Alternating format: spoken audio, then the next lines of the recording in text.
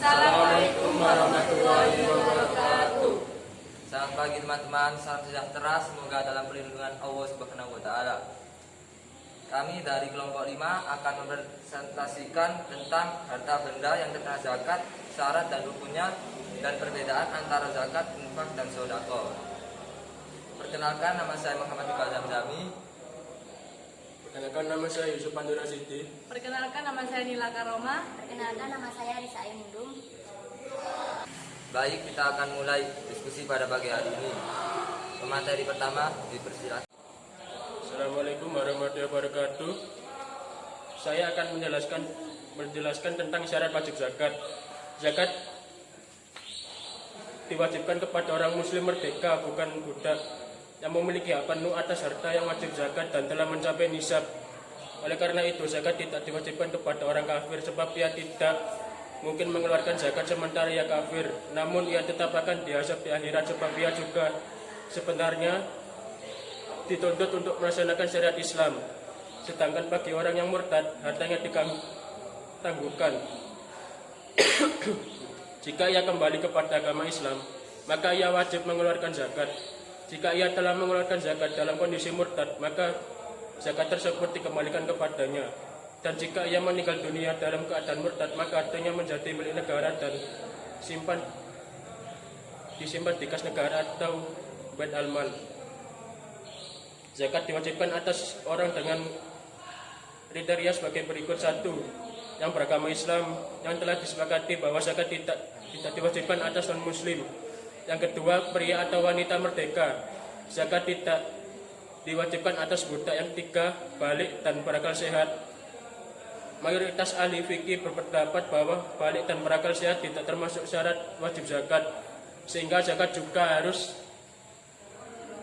dikeluarkan dari harta anak-anak dan orang gila. Mazhab Imam Hanafi berpendapat sebaliknya, yakni bahwa keduanya merupakan syarat wajib zakat. Dengan demikian, anak-anak dan orang gila tidak wajib membayarnya. Yang keempat, memiliki harta yang wajib dizakati. Harta kekayaan yang wajib dibayarkan zakatnya adalah 5 kategori berikut. Yang pertama, uang, barang, tambang, rikas atau harta karun, harta perniagaan, pertanian dan buah-buahan, serta hewan ternak. Selanjutnya, zakat wajib dibayarkan dari harta berkembang. Perkembangan dari jenis riset tersebut dapat diciptakan melalui perdagangan karena sifatnya yang dapat menarik keuntungan. Yang selanjutnya, zakat tidak wajib dibayarkan atas barang tambang selain emas dan perak. 5. Mencapai nisab. 6. Pemberi zakat harus seorang yang mempunyai status pemilikan penuh. Assalamualaikum warahmatullahi wabarakatuh. Saya akan membacakan materi rukun zakat. Rukun zakat yaitu unsur-unsur yang harus terpenuhi sebelum mengerjakan zakat. Rukun zakat meliputi orang yang berzakat, harta yang dizakatkan, dan orang yang berhak menerima zakat. Seseorang yang telah memenuhi syarat untuk berzakat harus mengeluarkan sebagian dari harta mereka dengan cara melepas hak kepemilikannya. Kemudian diserahkan kepemilikannya kepada orang-orang yang berhak menerimanya melalui imam atau penugas pemungut zakat. Selanjutnya adalah benda-benda atau harta benda yang wajib dizakati. Yang pertama adalah binatang ternak. Binatang ternak, kenapa binatang ternak ini termasuk benda yang wajib dizakati? Karena apabila kita melihat daripada nisabnya dan apabila seseorang mempunyai jumlah binatang ternak yang cukup banyak, itu artinya mereka harus mengeluarkan zakatnya untuk orang-orang yang membutuhkan zakat. Yang pertama adalah binatang ternak. Syarat wajib zakat binatang ternak yang pertama adalah Islam. Seseorang yang mempunyai binatang ternak tersebut harus beragama Islam. Yang kedua adalah merdeka. Artinya merdeka itu adalah bukan dari budak ataupun mereka tidak bukan seorang penggembala. Maksudnya itu binatang ternaknya itu dari hasil sendiri dan kepemilikannya penuh. Yang ketiga adalah milik yang sempurna. Yang saya maksud tadi itu adalah benda zakat binatang ternaknya itu harus milik mereka mutlak, dan itu misal apabila dicampurkan dengan milik orang lain itu tidak bisa, kecuali perhitungan nisabnya cukup. Yang ketiga adalah cukup 1 nisab. Cara menghitung binatang ternak ini adalah apabila mereka si peternak ini memiliki 5 ekor kambing ataupun 5 ekor kambing, 5 ekor unta, maka yang wajib dikeluarkan adalah 1 ekor kambing. Apabila memiliki 30 ekor sapi, yang wajib dikeluarkan adalah 1 ekor sapi berumur 1 tahun. Dan apabila mereka mempunyai kambing sebanyak 40 ekor, maka zakat yang wajib dizakati adalah 1 ekor kambing yang berumur 20 tahun. Nah, selanjutnya adalah sampai 1 tahun lama yang telah dipunyai. Jadi sesuai haulnya, apabila jumlah tadi kambing itu yang 40 ekor itu sudah mencapai 1 tahun dan kira-kira tidak ada kecacatan dalam kambing itu, maka wajib dizakati. Yang selanjutnya adalah digembalakan di rumput yang mubah.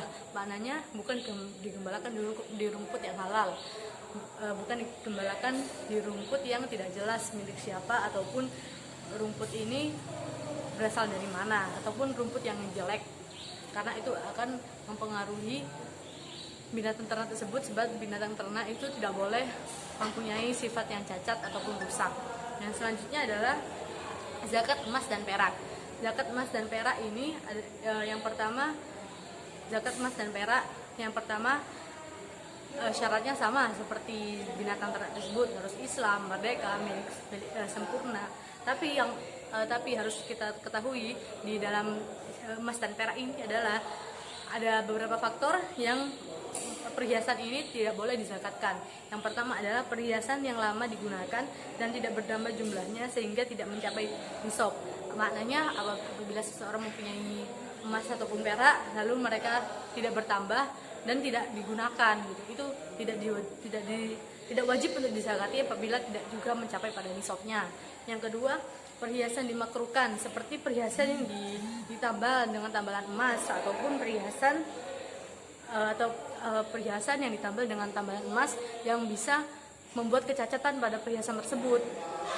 Maknanya apabila ada perhiasan lalu perhiasan tersebut rusak lalu ditambal dengan emas yang lain, lalu emas tersebut itu sampai kepada kecacatannya tidak mutlak seperti emas yang biasanya, itu tidak boleh untuk dizakatkan. Yang selanjutnya adalah perhiasan yang diharamkan adalah perhiasan yang dipakai seorang laki-laki, perhiasan perempuan yang dipakai perempuan terlalu berlebihan, dan perhiasan yang terdapat gambar padanya dan tidak sesuai pada syariat Islam. Selanjutnya adalah nisab emas. Nisab emas itu adalah 20 miskol murni. 20 miskol itu artinya sama dengan kurang lebih 588 gram. Yang selanjutnya adalah sampai pada 1 tahun disimpan atau sampai kepada haulnya. Selanjutnya adalah zakat biji makanan yang menyenangkan. Contohnya zakat biji menyenangkan ini seperti jagung, beras, lalu jagung, beras, lalu gandum. Kenapa kok jagung, beras, gandum ini termasuk harta yang wajib dizakati? Karena jika dilihat dari hasil panennya, jagung, beras ataupun gandum ataupun biji-bijian ini itu bisa melebihi dari kadarnya. Artinya seseorang yang mempunyai ini harus mengeluarkan zakatnya untuk kepentingan seseorang yang lain. Syaratnya sama seperti yang lain. Islam, merdeka, milik yang sempurna sampai kepada nisabnya, sampai kepada haulnya. Terus biji makanan itu ditanam oleh manusia. Maksudnya tuh biji makanan itu tidak milik manusia itu. Maksudnya mereka yang menanam, maksudnya manusia itu yang menanam dan manusia itu yang memanen gitu.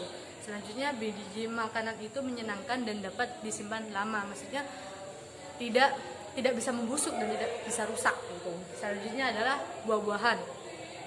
Yang dimaksud buah-buahan pada harta yang wajib dizakati ini adalah kurma dan anggur saja. Sebab kurma dan anggur ini apabila dilihat dari hasil panennya bisa melebihi nisab yang sudah ditentukan gitu. Syaratnya sama seperti yang lain, Islam, merdeka, milik sempurna, dan sampai kepada nisabnya. Nisab pada anggur dan kurma ini adalah 5 wasak atau kurang lebih sekitar 850 kg. Waktu membayar zakat buah-buahan ini adalah ketika panen. Sebab kenapa? Sebab nanti ketika ini zakat buah-buahan ini tidak sampai kepada haulnya. Sebab nanti buah-buahan ini terjadi kerusakan ataupun terjadi membusuk gitu. Makanya kalau membusuk atau terjadi kecacatan itu buah tersebut tidak bisa dizakatkan. Karena sesuai dengan surat Al-An'am ayat 141 bahwa harus mengeluarkan zakat dengan harta benda yang baik dan tidak mengalami kecacatan. Selanjutnya adalah harta perniagaan. Harta perniagaan yang wajib dizakati, syarat-syarat seperti yang telah disebutkan pada zakat emas dan perak. Bedanya antara harta perniagaan dan harta emas dan perak ini harta yang hasil tambang, dan hasil tambang tersebut milik orang dan bukan milik negara. Jadi bisa dizakatkan. Terima kasih. Selanjutnya yaitu perbedaan zakat, infak, dan sodako. Nah, zakat sendiri menurut bahasa itu berarti kesucian, kesuburan, dan mensucikan. Nah, zakat ini secara istilah itu berarti memberikan harta apabila telah mencapai nisab dan haul kepada orang yang berhak menerimanya. Nah, sedangkan infak secara bahasa ini dari kata anfako yang berarti menafkahkan, memberikan, dan mengeluarkan harta. Sedangkan menurut istilah, infak ini mempunyai makna memberikan sebagian harta yang dimiliki kepada orang lain. Sedangkan sedekah merupakan pemberian suatu benda oleh seseorang kepada orang lain karena mengharap keriduan dari Allah Subhanahu wa taala, bukan mengharapkan suatu imbalan atau jasa. Nah, dari zakat, infak, dan sodako itu mempunyai perbedaan. Nah, perbedaannya adalah yang pertama, sodako merupakan istilah yang paling umum, sehingga infak, zakat dapat dikategorikan sebagai sodako. Dan yang kedua, zakat itu terikat oleh nisab dan waktu, sedangkan infak dan sodako tidak terikat oleh nisab dan waktu, dan dapat dilakukan kapan saja.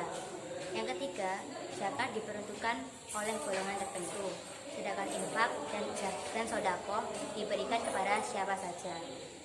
Yang keempat, zakat merupakan kewajiban, sedangkan infak dan sodako adalah sebagian amalan sunnah yang dianjurkan dan mendapat pahala. Sedangkan persamaan dari zakat, infak, dan sodako adalah satu, sama-sama untuk meningkatkan ketakwaan dan bertujuan mendapatkan ridho Allah Subhanahu wa taala. Dan yang kedua, sama-sama merupakan ibadah yang diperintah oleh Allah Subhanahu wa taala. Dan yang ketiga, sama-sama memiliki nilai positif bagi yang memberi dan yang menerima. Selanjutnya yaitu pengertian zakat profesi. Zakat profesi ialah zakat yang dikeluarkan dari hasil apa yang diperoleh dari pekerjaan dan profesinya, baik pekerjaan yang dikerjakan sendiri maupun yang dikerjakan seseorang buat pihak lain. Secara umum, menurut Tarjum Muhammadiyah, zakat profesi adalah zakat yang dikeluarkan dari hasil usaha yang halal yang dapat mendatangkan hasil dan uang. Selanjutnya yaitu sejarah atau asal zakat profesi. Zakat profesi merupakan salah satu kasus baru dalam fikih hukum Islam. Zakat profesi mulai marak di Indonesia kira-kira sejak tahun 90-an akhir dan awal tahun 2000-an. Khususnya setelah kitab Yusuf Qaradawi tersebut diterjemahkan dalam bahasa Indonesia oleh Didin Nafiduddin dengan judul Fikih Zakat yang terbit tahun 1999. Sejak saat itu, zakat profesi mulai banyak diterapkan oleh lembaga pengelola zakat di Indonesia. Selanjutnya, profesi yang dizakati. Penghasilan dan profesi dapat diambil zakatnya bila sudah setahun dan cukup nisab. Jika kita berpegang teguh pada pendapat Abu Hanifah, Abu Yusuf, dan Muhammad bahwa nisab tidak perlu harus tercapai sepanjang tahun, tapi cukup tercapai penuh 2 ujung tahun tanpa kurang di tengahnya. Dari penafsiran tersebut dapat disimpulkan bahwa memungkinkan mewajibkan zakat atas hasil penghasilan setiap tahun dikarenakan Islam mempunyai ukuran bagi seseorang untuk bisa dianggap kaya, yaitu memiliki 12 dunai emas menurut ukuran dunai masih lama maka terkena kewajiban zakat. Selanjutnya adalah hukum zakat profesi. Jika kita lihat dari menurut Al-Quran ataupun Al-Hadis bahwa memang tidak ada hukum, memang tidak ada yang menjelaskan bahwa profesi ini wajib mengeluarkan zakatnya. Tetapi apabila kita melihat daripada kebutuhan manusia saat ini dan kita melihat mengajak kepada orang-orang yang memiliki penghasilan penuh, alangkah baiknya kita sebagai orang muslim untuk memberikan zakat, untuk menyalurkan zakat tersebut kepada mustahik zakat. Kan bisa dijelaskan kan Islam itu tentang hablum minallah, hablum minanas, dan hablum minal alam. Apabila kita hanya mengejar dunia saja tanpa berbagi kepada sesama, itu sama halnya kita sombong dan angkuh kepada kehidupan dunia. Yang menjadi acuan bahwa zakat profesi ini wajib dikeluarkan zakatnya adalah Quran surat Al-Baqarah ayat 286 yang bunyinya ya ayyuhalladzina amanu anfiqu min thayyibati ma kasabtum wa mimma akhrajna lakum minal ardi wala tayammamul khabithu minal tunkifu walastum bil akhidum illa an tumiddu fi, yang artinya hai orang-orang beriman, nafkahilah sebagian dari hasil usahamu dengan usahamu yang baik-baik dan sebagai apa yang kamu keluarkan dari bumi untuk kamu, dan janganlah kamu milik buruk-buruk lalu kamu menafkahkan kepada dirinya padahal kamu sendiri tidak mau mengambilnya, melainkan dengan memusingkan matanya terhadapnya, dan ketahuilah bahwa Allah Maha Kaya lagi Maha Terpuji. Mana daripada ayat bisa kita ambil kesimpulan daripada ayat di sini adalah bahwa wajibnya zakat profesi didasarkan pada surat Al-Baqarah ayat 267 ini bersifat umum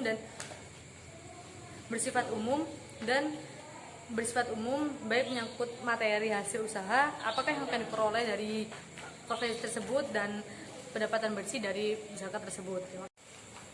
Selanjutnya yaitu nisab zakat profesi. Nah, ada dua kemungkinan ukuran nisab zakat profesi ini. Yang pertama, itu nisabnya disamakan dengan nisab zakat emas dan perak, yakni 20 dinar atau 93,6 gram emas. Dan yang kedua disamakan dengan zakat pertanian, yaitu sekitar 750 kilo beras. Nah, zakatnya dikeluarkan pada saat diterimanya penghasilan dari profesi tersebut sejumlah 5 atau 10%. Contohnya jenis profesinya yaitu berupa bayaran atas keahlian dokter, akuntan, advokat, pejabat, arsitek, guru besar, kontraktor, dan yang lainnya. Nah, dengan demikian misalkan harga beras 1 kilo itu 3.200. Nah, sedangkan nisab atau batas minimal wajib zakatnya adalah 750 kg beras. Jadi perhitungannya yaitu harga 1 kilo beras 3.200 tadi dikalikan nisabnya 750 kg beras yaitu 2.400.000. Nah, maka untuk penghasilan yang mencapai 2.400.000 tadi wajib mengeluarkan zakatnya sebanyak 5%, yakni 2.400.000 dikali 5% yaitu 100. Sekian presentasi dari kelompok kami. Apabila ada pertanyaan atau tanggapan yang lain, silakan tulis di kolom komentar dan kita akan mendiskusikannya di psikologi. Semoga bermanfaat untuk kalian. Matur sakalangkong. Wassalamualaikum warahmatullahi wabarakatuh.